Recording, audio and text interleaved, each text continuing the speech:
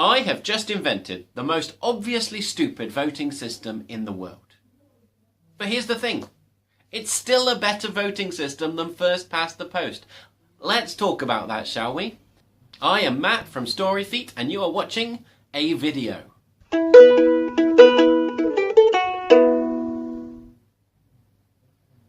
So, here's the system. It's a lot like first past the post, but now you add a tombola. So, in each constituency, everybody votes for the candidate they want to win the most. Once the votes are counted, for every percentage vote a candidate gets, they receive a ball in the tombola. Really straightforward. You turn the tombola, and at the end, through some fair mechanism, and again this will need to be scrutinised heavily, you pull the winning candidate from the tombola. Now, a couple of things. Obviously, we don't want too small candidates winning, so perhaps you put a couple of, if you don't get 5% of the vote, you don't get to put any balls in the tombola, but at 5% you get to put in 5 balls. This is done for every constituency, and the government is formed by a tombola at each constituent level, and the seats are then divvied out as such. Hopefully you will agree with me that this is an obviously stupid voting system, that we really shouldn't implement this voting system. But I want to talk about some of its properties anyway, because it leads to some interesting results regarding democracy. Now, a good democratic system will have some of the following properties. It will probably have other properties too, but here are some important properties. 1, it should be simple for everybody. They should be able to understand it easily and shouldn't be too complicated. It should be representative, i.e. the government should represent the majority of people, and everybody's voice should be heard in some way. It should avoid minority rule. You shouldn't be able to control government with a small fraction of the votes. People should be free to vote true for the party that they want to win, not some convoluted tactical vote. And people's vote need to matter.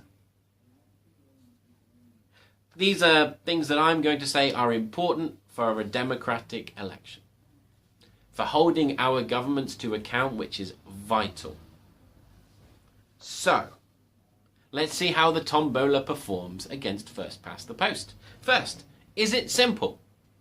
Yes, it is. It's very, very simple. As someone coming to vote, I go and I choose the party I want to win the most, and I write my little X in the box and carry on the same. So it's as simple as first past the post. There's a little bit of stuff that has to happen once the votes are counted, but functionally it's as simple as first past the post. Is it representative? Well, the answer to this is yes.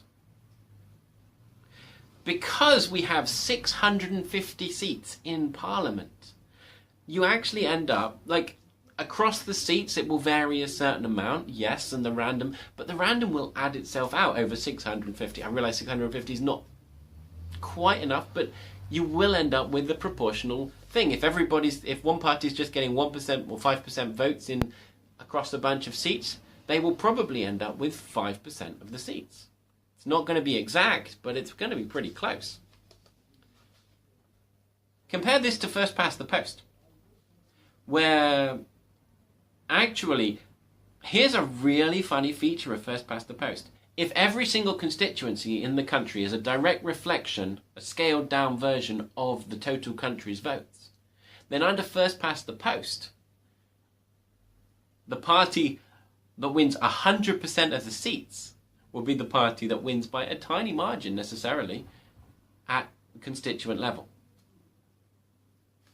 This is not a problem with tombola voting, as I like to call it. But let's talk about minority rule. You do not want your government to be formed by the wishes of a minority of the population. Because if the government can be formed by a minority, then they only need to care about that minority.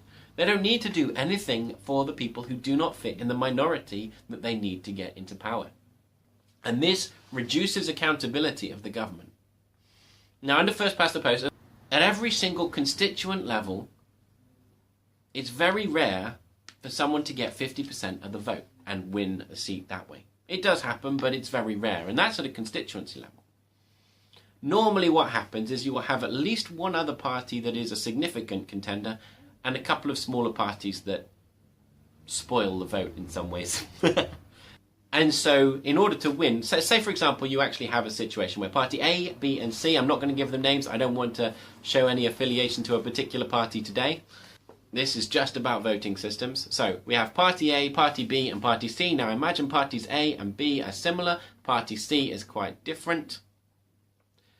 Now party A and party B are what the majority of people would want one of these two. If they didn't get the one, they'd prefer the other, because they're really similar.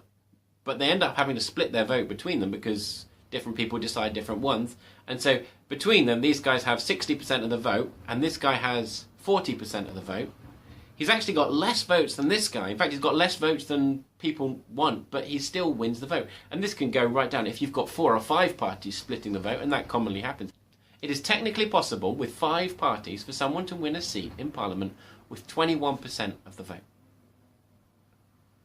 That's ridiculous. Now, does tombola have this problem? Yes, it does. At a constituency level, tombola voting has the problem of minority rule. But at a national level, that minority is taken out by the randomness of the tombola.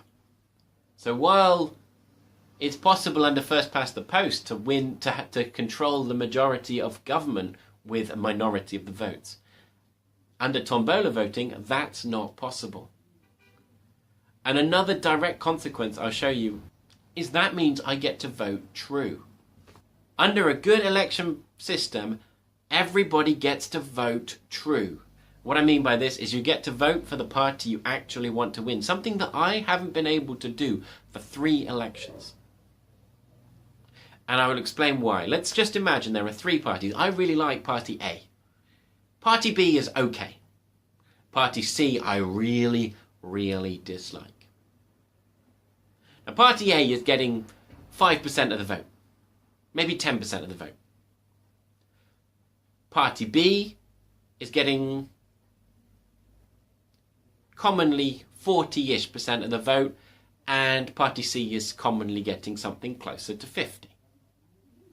These numbers, they're not exact, I'm just throwing out. But here's the thing, if I choose to throw my vote to party A, which is the party that I want to win, I am actually taking that vote away from a party that could plausibly beat party C and giving it to a party that won't. And if everybody else looks at this and thinks the same, they're going to tactically vote, and they're going to vote for party B, which means that the votes that go to party A are actually less than they would earn by their character, by their policies. And so it seems when you look at the votes that this is a party that no one actually wants, when really that is what people want. Or lots of people want. And it's entirely possible you end up with a system where everybody is voting for party B because they're the only one that has a chance of winning, when actually all of them would rather vote for party A. And so not voting true leads to this propagation year after year, vote after vote, where parties get squished out. And that's really bad. Well, under tombola voting, that's no longer a problem. My vote increases the number of balls my party gets, increases the odds of my party getting into power, or at least getting this seat, without giving the seat away to party C. So I get to vote true under tombola voting. And that's really cool. And again, the feeling is my vote matters. 1% of the vote is 1 ball in the tombola. Everybody's vote matters. You can increase the odds of your party winning by voting for them. You can increase the odds of your candidate winning by voting for them. So your vote actually makes a difference. And at a national level, this will be reflected in the final government, which will be more or less proportional. Which means coalition governments are going to happen. A little snippet about coalition governments. In general, I like coalition governments. I think it's better for government to have to negotiate to do what it wants to do. Now, there are people who would argue against this. They say, no, you want to have strong governments so they can actively do what they want to do. And they don't have to worry about being pulled back. Now, to those people, here's what I say. How would you feel if it was the party you didn't vote for that was the strong government, doing absolutely everything you wish they wouldn't do? A strong government is fine if they're serving you, if they are doing what you want. But if they're not, and if they're actually only serving a small minority, then a strong government is more harmful to more people than a coalition government who has to work together to get stuff done. So, in conclusion, yes, tombola voting is crazy stupid. We should not implement this as a country. Very, very bad idea. But considering that it's so much better than first past the post, perhaps we need to get rid of first past the post. Thanks for watching. My name is still Matt from Storyfeet, and you have just watched a video.